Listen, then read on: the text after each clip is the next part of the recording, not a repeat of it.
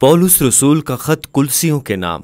ये खत पौलुस रसूल की तरफ से यसू का जी उठे खुदावंद के तौर पर ऐलान करने की बदौलत कैदो बंद की सोबतों में से एक के दौरान लिखा गया था और खत लोगों के एक गिरोह से मुखातिब है जिससे पौलुस कभी नहीं मिला था, जिन्होंने एक कलीसियाई जमात बनाई थी जिसकी बुनियाद पौलुस रसूल ने नहीं रखी थी। कुलसे में इस कलीसिया की बुनियाद पौलुस के एक साथी इफ्रास ने रखी थी जो असल में उसी शहर का था, और इफ्रास ने हाल ही में कैद में पौलुस से मुलाकात की थी और उसने उसको मुत्तला किया कि कुलसे वाले कितना अच्छा काम कर रहे हैं।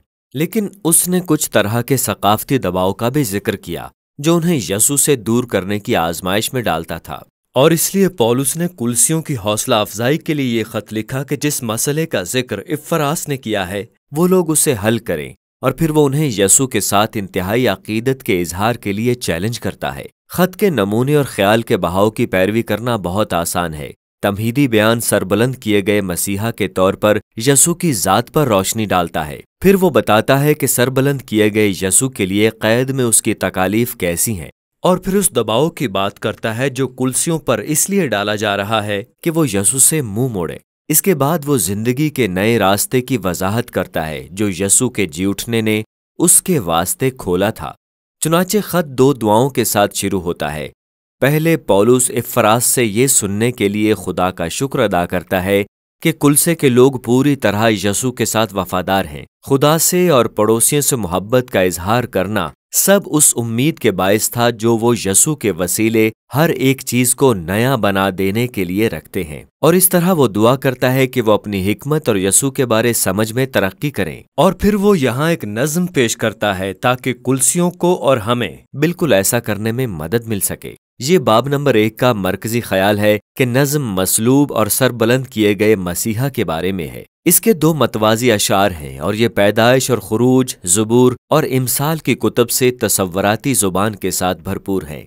पहला शेर बताता है कि यसू खुदा की हकीकी सूरत है, उसकी ज़ात में खुदा का मुकम्मल किरदार और मकसद इंसान में मुजस्सम है। वो पहलोठा है। तमाम मखलूक़ात पर यसू की शाही हैसियत के बारे में पुराने अहदनामे का एक बयान वो हकीकी खालिक़ खुदा की शनाख्त में शरीक है, और तमाम सच्चाई, तमाम हुकूमतें और इख्तियारात इंसानी हो या रूहानी सब उसी के वसीले पैदा हुए। यसू मसीह की ज़ात में ही हम तख्लीक के बानी और बादशाह को दरियाफ्त करते हैं, और इसी तरह दूसरे शेर में हम दरियाफ्त करते हैं कि वो निजात याफ्ता लोगों को नया मखलूक बनाने वाला है। वो नए बदन का सर है जिससे मुराद यसू के लोग हैं, जो नई इंसानियत है जो उसके अपने जी उठे वजूद का नमूना है। उसी में खुदा की जलाली मामूरी सकूनत करती है, और उसके मरने और जी उठने के सबब ही से खुदा ने सारी इंसानियत से, तमाम रूहानी कुव्वतों से और तमाम मखलूक़ात से सुलह कर ली है। ये एक काबिल जिक्र नज़म है, और पौलुस रसूल जब खत में आगे बढ़ता है तो वो इसका हवाला देता रहेगा। चुनांचे सबसे पहले वो ये बताता है कि इस नज़म की सच्चाई कैद में उसकी अपनी तकलीफ के तजुर्बे को किस तरह बदल देती है। उसको यूनानी और रोमी लोगों में ये ऐलान करने की सजा मिल रही है कि यसू ही जी उठने वाला खुदावंद और सबका बादशाह है,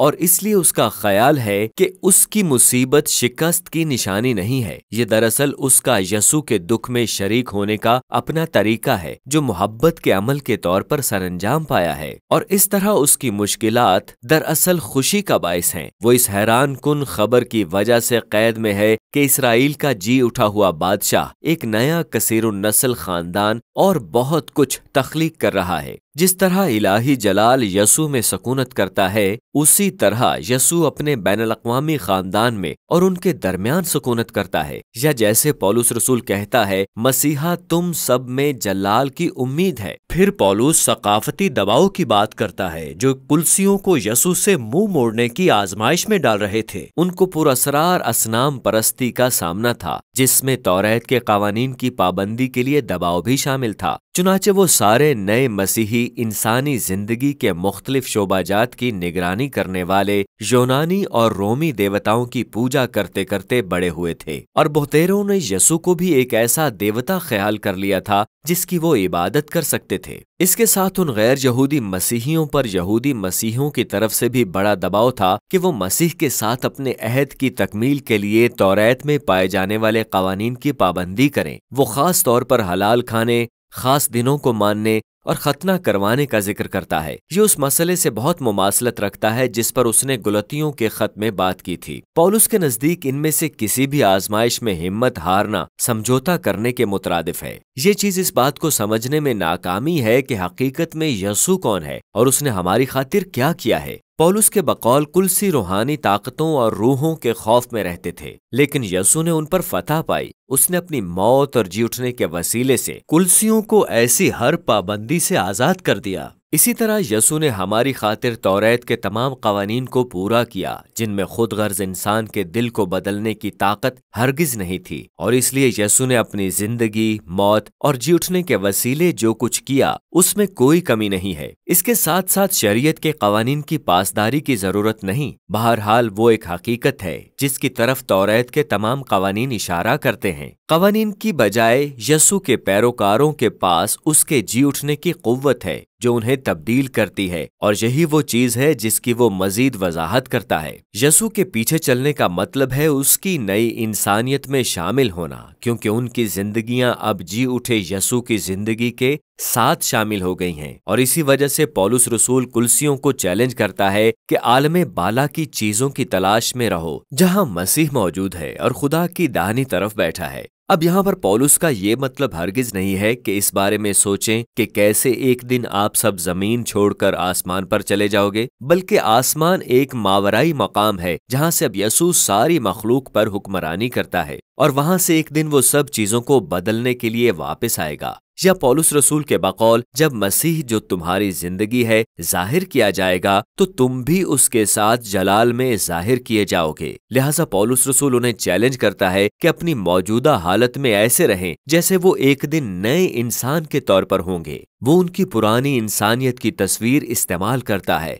जिसकी खुसूसियात जिनसी बेराहरवी और तबाहकुन गुफ्तगू थी। मसीहियों के लिए वो इंसानियत यसू के साथ मर गई है और उसकी जगह मसीह की नई इंसानियत ने ले ली है, जिसकी खुसूसियात में मुआफी और मोहब्बत के हमराह रहम और फयाजी हैं। और ये इंसानियत हमारी दुनिया की नस्ली और समाजी हुदूद से बालातर है। पौलुस रसूल के बकौल ऐसे लोग तख्लीक करना जहां ना कोई यहूदी हो, ना यूनानी, ना खतना, ना मख्तूनी, ना गुलाम, ना आजाद, बल्कि मसीहा ही सब कुछ हो और सब लोगों में हो। फिर पौलुस अमली पहलू की तरफ मुड़ता है और कुलसियों को दिखाता है कि पहली सदी के रोमी घराने में ये नई इंसानियत कैसे नजर आती है, जो एक इंतहाई आमिराना असूल था, जहां मर्द सरबराह अपने बीवी, बच्चों और गुलामों पर जिंदगी और मौत का इख्तियार रखता था। मसीही घराने में ऐसा नहीं। यहाँ जी उठा हुआ यसू ही खुदावंद है, और इस तरह खुदावंद में बीवी अपने शौहर को ये इजाजत देती है कि वो उसकी जात की जिम्मेदारी ले, और शौहर अपनी बीवी से मोहब्बत रखने और अपने से बढ़कर उसका ख्याल रखने में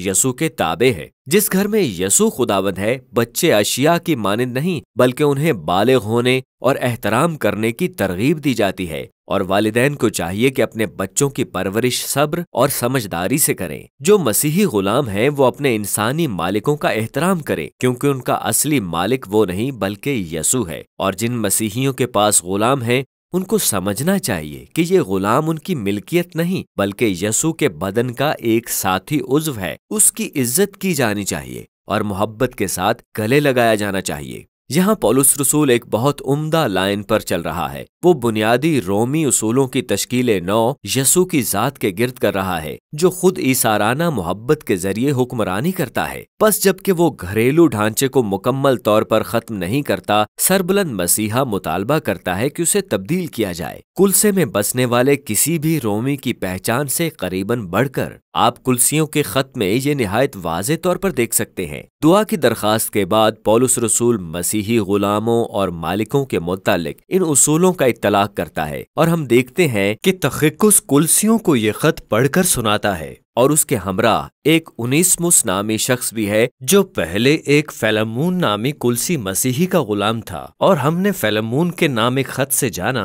कि उनेसिमुस अपने मालिक से भाग गया था। ये कैद के लायक जुर्म था, लेकिन पौलुस पूरी कलीसिया से कहता है कि उनेसिमुस को खुदावंद में एक वफादार और प्यारे भाई के तौर पर सलाम करो। और फिर फिलेमोन के नाम खत में पौलुस रसूल कहता है कि अब वो उनेसिमुस को गुलाम समझकर नहीं बल्कि भाई समझकर कबूल करे। वो खत का इख्तिताम एक ताकतवर बयान के साथ करता है। लिहाजा कुल्सियों के नाम खत में पौलुस रसूल हमें ये देखने की दावत दे रहा है कि इंसानी वजूद का कोई भी हिस्सा यसू की मोहब्बत और आज़ाद करने वाले उसूल से अनछुआ नहीं रहता। हमारी मुसीबत, हमारी समझौता करने की आजमाइश, हमारा इखलाकी किरदार, हमारे घरों में ताकत के मुहर्रकात, इन सब का दोबारा जायजा लेने और तब्दील होने की जरूरत है। हमें हर हाल में ऐसे रहने की दावत दी जाती है गोया यसू के मुर्दों में से जी उठने के वक्त नई मखलूक आ गई हो। और कुल्सियों के नाम खत इन्हीं बातों के मुतालिक है।